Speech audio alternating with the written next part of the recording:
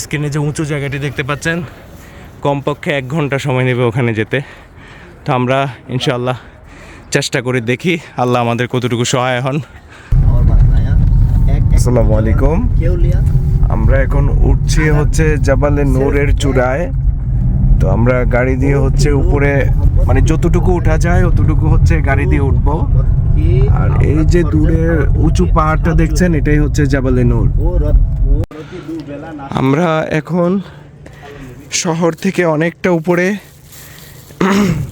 আমাদের ট্যাক্সি হচ্ছে এই জায়গাটায় আমাদেরকে নামিয়ে দিয়েছে, এর উপরে আর গাড়ি তোলা সম্ভব না।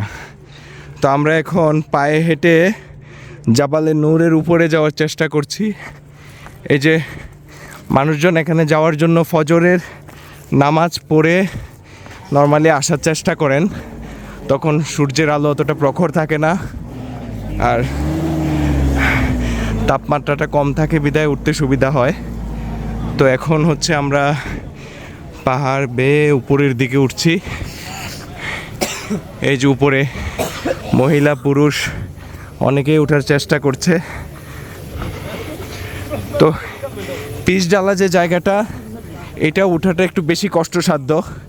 তারপর যেখান থেকে সিঁড়ি শুরু হয় ওখান থেকে কিছুটা সহজ।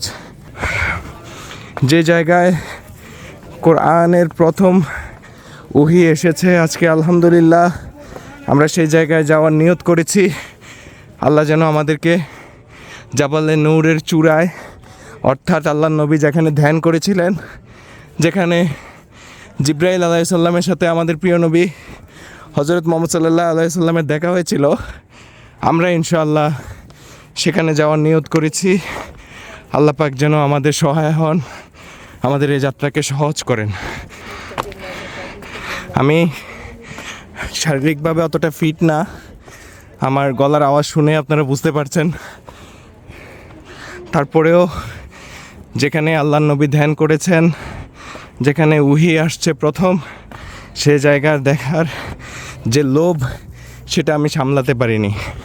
যার কারণে আমি চিন্তা করেছি ইনশাআল্লাহ আপনাদেরকে সাথে নিয়ে আমি এই পাহাড়ের চূড়ায় উঠব এবং আপনাদেরকে সেটা দেখানোর চেষ্টা করব। এই যে দেখেন কতটা উচ্চতায় মানুষ সিঁড়ি বেয়ে উঠছে, এই যে কত উপরে মানুষ দেখা যায়। ওই জায়গায় যেতে আমাদের কমপক্ষে 1.5 ঘন্টা সময় লাগবে। এই যে যে জায়গাটা দেখা যাচ্ছে আমার আঙ্গুলের চূড়ায়, এই যে একদম স্ক্রিনে যে উঁচু জায়গাটি দেখতে পাচ্ছেন, কমপক্ষে 1 ঘন্টা সময় নেবে ওখানে যেতে। তো আমরা ইনশাআল্লাহ চেষ্টা করে দেখি আল্লাহ আমাদের কতটুকু সহায় হন। এই যে পাহাড়ের গায়ে এই যে এইভাবে নিজের নাম লেখা কিংবা কোনো এই যে লেখাগুলো মানুষ লিখে দেয়, আমি জানি না এটাতে ওনারা কি পায়। একজন ভদ্রলোক, নিঃসন্দেহে তিনি বাংলাদেশ থেকে আসছেন, টিটু রাজবাড়ী। এই যে উনি লিখলেন ওনার নাম টিটু রাজবাড়ী, এটাতে কি বেনিফিট ওনার হলো? আপনারা একটা জিনিস মাথায় রাখবেন, এই জায়গাগুলো বছরের পর বছর, শত শত বছর, হাজার হাজার বছর ধরে এই জায়গাগুলো কিন্তু অক্ষত থাকবে। এখানে পৃথিবীর বিভিন্ন দেশ থেকে মানুষ আসবে ইসলামকে দেখার জন্য। আমরা কেমন মুসলিম যে আমাদের ইতিহাস ঐতিহ্যকে আমরা নিজেরাই বিকৃত করার চেষ্টা করছি। আমাদের তো উচিত এই ইসলামিক স্থাপনাগুলো, ইসলামিক স্থানগুলোকে আমাদের রক্ষণাবেক্ষণ করা, কিন্তু সেটা না করে এই যে দেখেন এখানে কি লেখলো, এটা এরকম প্রত্যেকটা পাহাড়ের প্রত্যেকটা জায়গায় এভাবে মানুষ নিজেদের নাম, প্রিয়জনের নাম বা এই ধরনের লেখা লিখে থাকে। কিন্তু এটার বেনিফিটটা কি আমি জানি না, কিন্তু আমি হাত জোর করে সবাইকে অনুরোধ করছি, শুধু এই জায়গা না, যে কোনো জায়গায় আপনারা যখন যাবেন সেই জায়গার পবিত্রতা, সেই জায়গার সৌন্দর্য আপনারা নষ্ট করবেন না। জাবালে নূর শত শত বছর আগে এখানে আল্লাহর নবী এসেছিলেন, ধ্যান করেছিলেন, যার কারণে কিন্তু আমরা এখন আসছি। এখন এইভাবে যদি কোনো আপনারা বারবার এই জায়গাকে এভাবে নোংরা কলুষিত করতে থাকেন, এই পাহাড় তো যুগ যুগ ধরে দাঁড়িয়ে থাকবে।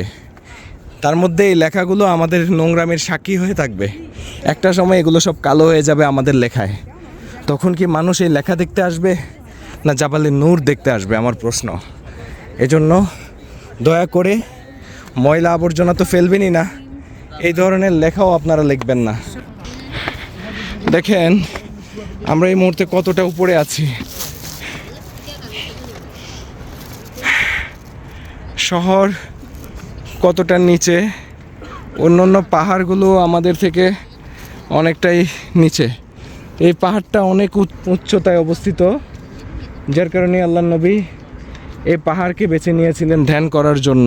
সামনে দেখা যাচ্ছে মসজিদ আল হারাম, এই দিকটাই হচ্ছে মসজিদ আল হারাম, তার পাশে হচ্ছে যে ক্লক টাওয়ার মক্কা। এখান থেকেই পুরো মক্কা শহরটাকে দেখা যায়। তো আল্লাহর নবী এখানে ধ্যান করতেন, কারণ হচ্ছে এখান থেকে কাবা ঘর স্পষ্ট দেখা যেত। হচ্ছে জাবালে নূরের সবচেয়ে উঁচু স্থান, এখানে হাজিরা এসে নামাজ আদায় করেন, 2 রাকাত নফল নামাজ আদায় করেন। এটাই হচ্ছে সবচেয়ে উঁচু স্থান। এখান দিয়ে এসে এই সিঁড়ি বেয়ে কিছুটা ডান পাশে নিচে নামলেই এখানেই হচ্ছে সেই গুহা। এই গুহার ভিতরে বসে আল্লাহর নবী ধ্যান করতেন এবং এখান থেকেই কিন্তু কেবলা স্পষ্ট দেখা যেত সে আমলে। এখন তো উঁচু দালান কোঠা উঠে গেছে, কিছুটা অস্পষ্ট কেবলা পুরোপুরি কাবা শরীফ এখান থেকে দেখা যাচ্ছে না। তবে মসজিদ আল হারামের যে গুম্বজ মিনার এখান থেকে দেখা যাচ্ছে।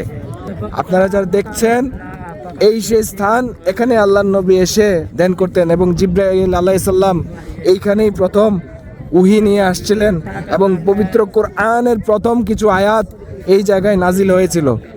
এই সেই মহিমান্বিত স্থান আল্লাহ পাক আমাদেরকে দেখার তৌফিক দিয়েছেন, তার জন্য শুকরিয়া আদায় করছি মহান সৃষ্টিকর্তার দরবারে।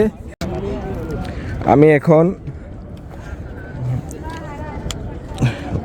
পাহাড়ের উঁচু থেকে যে জায়গাটিতে আল্লাহর নবী ধ্যান করতেন সে জায়গার দিকে একটু যাওয়ার চেষ্টা করছি।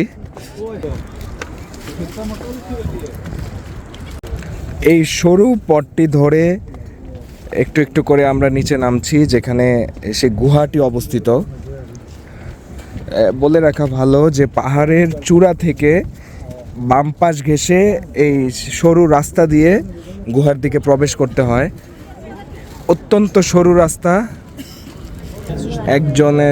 একজন করে যেতে হচ্ছে, একজনের বেশি যাওয়া সম্ভব না।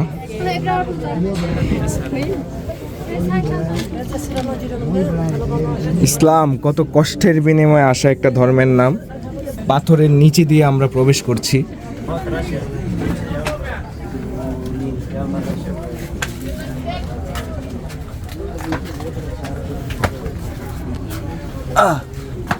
এই পাথরগুলা যদি একটু 19-20 হয়, এখান থেকে জীবিত বের হওয়ার কোনো সুযোগ দেখি না। আল্লাহর হুকুমে এই পাহাড়গুলো সেই আমলে যেভাবে ছিল এখন পর্যন্ত একইভাবে এই পাহাড়ের বুকে পাথরগুলো এভাবেই দাঁড়িয়ে আছে।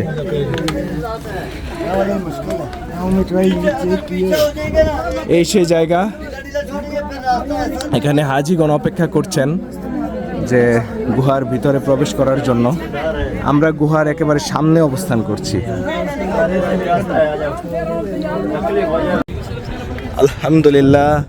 আলহামদুলিল্লাহ জাবালে নূরের উপর থেকে নফল নামাজ আদায় করলাম। এইখান থেকে আমি যে জায়গায় দাঁড়িয়ে আছি একটু রিস্ক আছে, তারপরেও লোভ সামলাইতে পারি নাই। এই পাথরগুলো বেয়ে উপরে উঠতে হয়। আল্লাহর এই পবিত্র ঘর দেখার তৌফিক দান করেন। এই বরকতময় স্থান জাবালে নূর, এটা দেখার তৌফিক আল্লাহ যেন সবাইকে দান করেন, আমিন। পবিত্র নগরী মক্কার জাবালে নূর পবিত্র পাহাড় থেকে আপনাদের কাছ থেকে বিদায় নিচ্ছি। সবাই ভালো থাকবেন, সুস্থ থাকবেন। আসসালামু আলাইকুম ওয়া রাহমাতুল্লাহ ওয়া বারাকাতুহু।